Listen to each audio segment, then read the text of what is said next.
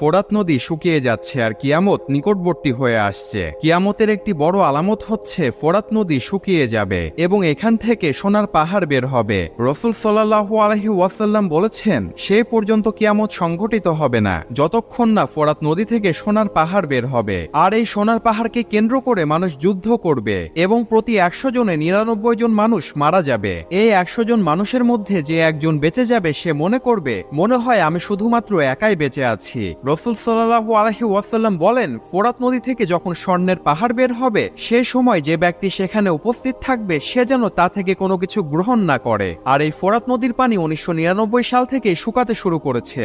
যে এক সময়ে ফোরাত নদীর পানির গভীরতা এত পরিমাণের ছিল, সেই গভীরতার পানি আজ কমতে কমতে শুকিয়ে প্রায় শেষের পথে। 2024-এ এসে ফোরাত নদীর দিকে তাকিয়ে দেখলে বোঝা যায় রাসূল সাল্লাল্লাহু আলাইহি ওয়াসাল্লামের ভবিষ্যৎবাণী অতি দ্রুত সত্য হতে চলেছে।